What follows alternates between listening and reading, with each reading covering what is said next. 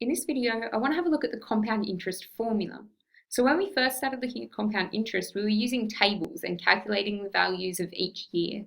And that's okay for small time periods, but if we wanted to leave an investment in a bank account for say 20 years, you don't want to have to draw up a table with 20 rows. So we use our formula instead. And our formula is A equals P outside of 1 plus R to the power of N. So what all those things mean, the A out here is the total amount of money in the bank account at the end of the time period.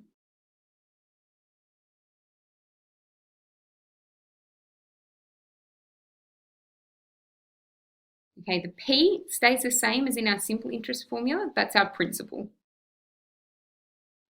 The R and N stay the same as well, so the R is our rate per time period, and the N is the number of time periods.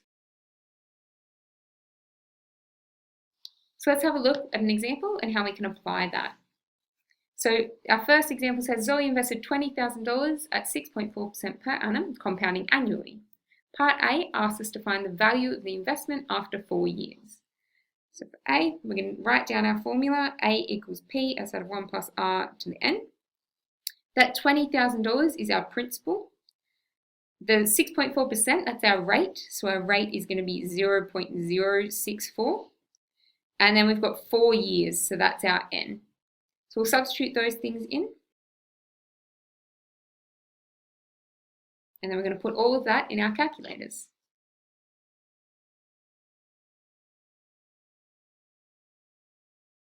So we'll end up with $25,632.83.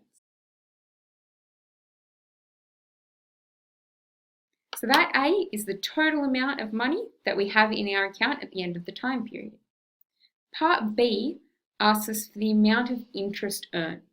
So if we initially put $20,000 into that account, and at the end of the time period, Zoe has $25,632.83, the difference between those two numbers, so how much it's increased by, is the interest. So to calculate the interest, we'd go the $25,632.83, and then we'd minus the $20,000 that we initially had in there, and we'd end up with $5,632.83 interest earned. Let's have another look. So question 2 says $6,000 is invested at 8% per annum compound interest. Find the value of the investment after 5 years if the interest is compounded monthly. So this is important.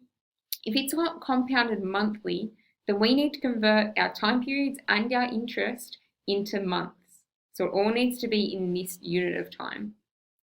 So we'll write down our formula. Now our principal is that $6,000 that we initially put in up here. Our rate is 8% per annum, which we would usually write as 0.08. But that's per annum, which means per year. But our interest is calculated monthly. So to turn that into a monthly interest rate, because there's 12 months in 1 year, we'd have to divide by 12. So we can just leave that as a fraction, or you can put that in your calculator and come out as a decimal. Doesn't matter which way you do it, whichever one you're more comfortable with. For our number of time periods, we have 5 years, but if it's compounding monthly, we need to know how many months that is. So again, because there's 12 months in a year, we'd go 5 times 12, which would give us 60. So now we're going to put those values in. So I have 6,000. It's out of 1 plus 0.08 over 12 to the power of 60.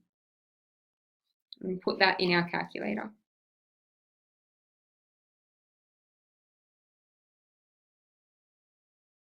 We'll end up with $8,939.07.